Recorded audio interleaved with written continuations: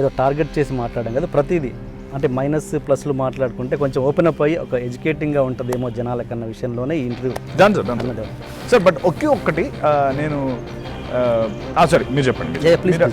Please నాకు అంటే నేను ఫాలో అయ్యే ఒక ఫిలాసఫీ ప్రకారమే నేను ఆన్సర్ చేస్తాను. నేను చేస్తాను. నేను ఎవరిని ఫోర్స్ చేయను. ఈ ఇంటర్వ్యూలో నేను ఉమామహేశ్వరులో మామయ్యని కాదు.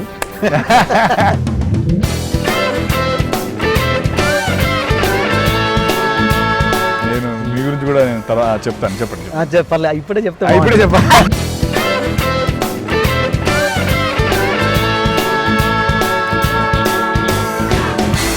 మాస్టర్లో జరిగిన మరో మంచి చిరంజీవి గారిని మీట్ అవ్వడం అంతేనా?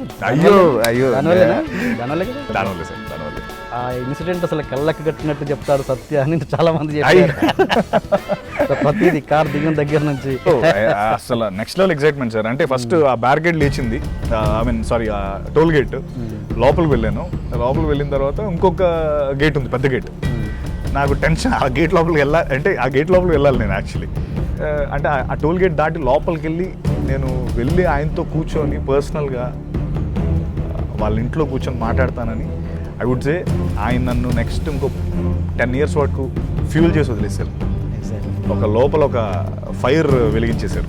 అంటే మనం గురువుగా భావించే ఒక వ్యక్తి మన వర్క్ని పొగిడి నువ్వు ఇలాగే నువ్వు చేస్తుంది కరెక్ట్ అని చెప్తే ఇంక అంతకంటే మనకేం కావాలి sir. So that's exactly what happened in my life. అన్నయ్యకి నేను ఎలా కనిపించాలి, ఎంత ప్రెజెంటబుల్గా ఉండాలి అని చెప్పి మొత్తం గడ్డం తీసి తర్వాత మంచి చొక్కా కొనుక్కొని వెళ్ళాను సార్. అంటే ఆయన అలా మీరు కూర్చున్నట్టే కూర్చున్నారు, నాకు కాళ్ళు చేతులు ఆడట్లేదు, ఎదురుగా కూర్చొని మాట్లాడుతున్నాను. అంటే ఇన్ ద డిస్టెన్స్ మెయింటైన్ చేస్తూ అన్న ఏమన్నారంటే,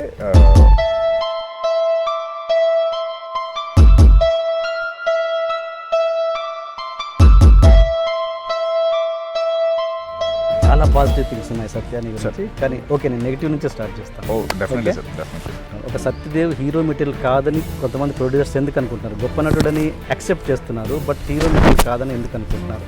ఒక మనిషి నా గురించి ఏదో మాట్లాడేటంటే ఫస్ట్ నేను ఆలోచించేది అతని షూస్లో అతను ఏం చూస్తున్నాడు అనేది ఆలోచిస్తాను సార్. అండ్ ఇన్ఫ్యాక్ట్ నాకు చాలామంది చెప్పారు, అంటే నా ఫ్రెండ్స్ చెప్పారు, నీ పేరు చెప్తే వేరే వాళ్ళని సజెస్ట్ చేస్తున్నారు, ఇంకో యాక్టర్స్తో వెళ్దాం అంటున్నారు. నేను ఒకటే చెప్పాను సార్, నాకు ఆ పాయింట్కి నాకు అనిపించిన ఒక ఫ్యాక్టర్ ఏంటంటే,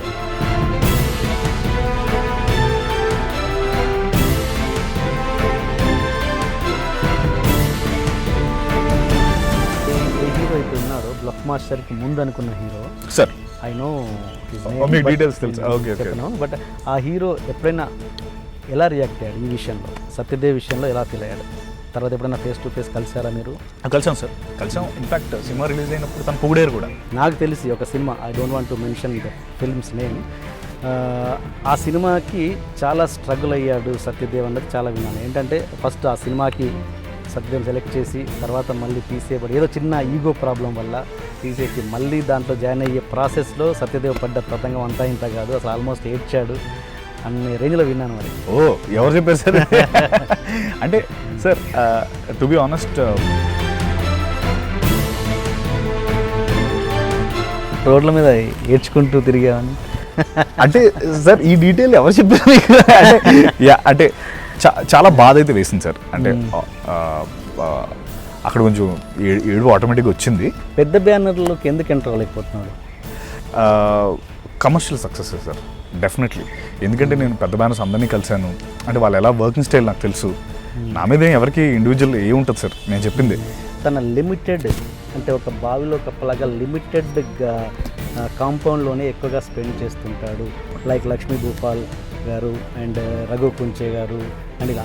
లక్ష్మీ భూపాల్ గారు కోప్పడద్దు, ఇది జస్ట్ తన ఒపీనియన్ తెలుసుకోవడానికి అడుగుతున్నాను, ఓపెన్ అప్ అవుతాడని. I'm very lucky to have people like Bhupal అన్న ఆర్ రిషి ప్రసాద్, మన ప్రదీప్, గోపి అన్న, మాహా, వివేక్, వీళ్ళందరూ నాకు ఎందుకంటే ఇష్టం సార్.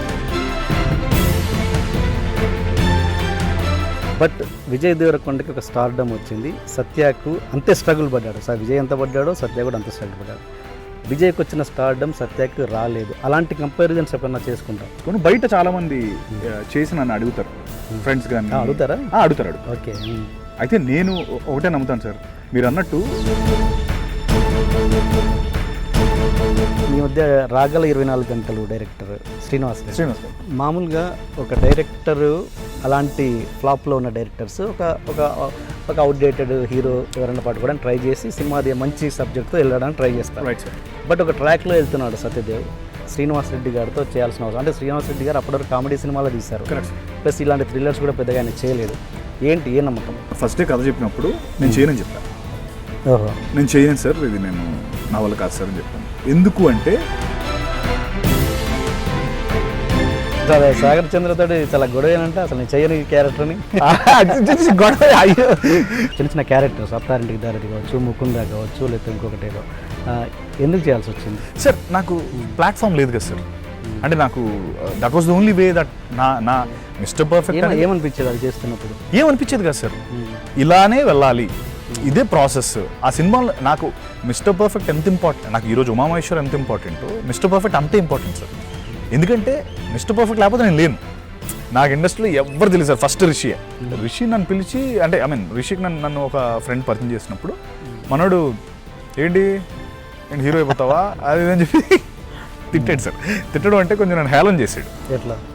అత్తారింటి దారేది నేను ఫోటోలు తీసుకొని ఆఫీస్కి వెళ్తే కోఆర్డినేటర్ గారు చూసి ఆ ఫోటోల్లో బాగున్నావు, బయట ఏంటి ఎలా ఉన్నావు అన్నాడు. సరే పెద్ద పాత్ర ఏం కాదు, ఫైటర్ క్యారెక్టరు బ్యాక్గ్రౌండ్లో ఉంటుంది, ఓకేనా నీకు అన్నాడు. అంటే కొంచెం మంచి క్యారెక్టర్లు చేద్దాం అనుకుంటున్నాను సార్, మరి ఫైటర్ వద్దులేండి అన్నాడు. ఓకే నీ ఇష్టం మరి అయితే వెళ్ళిపో అన్నాడు. నేను వెళ్ళిపోతూ ఆయన మాట అన్నాడు సార్. జాబ్లో జాయిన్ ఒక అసిస్టెంట్ డైరెక్టర్ వచ్చి, సార్ ఎక్కడికి వెళ్తున్నావు, పద సార్ పిలుస్తున్నా పద అన్నాడు. ఈయనేంటారు ఎంత సీరియస్గా పిలుస్తున్నాడు, నేనేం చేశాను అంటే ఏడి ఆయన కొంచెం సీరియస్గా ఉన్నాడు. నేను ఇలా మొత్తం మళ్ళీ ఏమై ఉంటుంది సార్ ఎందుకు నన్ను పిలుస్తున్నారు అనుకున్నా. త్రివిక్రమ్ సార్.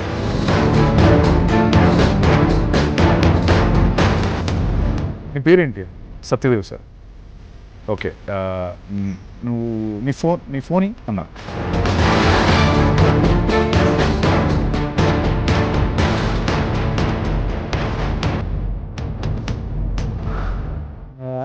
సత్యదేవ్ మీద ఉన్న కంప్లైంట్స్, మెయిన్ కంప్లైంట్ ఏంటంటే ఒకటి మేజర్ కంప్లైంట్, అంటే చాలామంది డైరెక్టర్లు ఇరిటేట్ అయ్యే కంప్లైంట్. ఏంటి సార్ అది? ఏదో మనలోకి వచ్చి ఉంటుంది ఆల్రెడీ.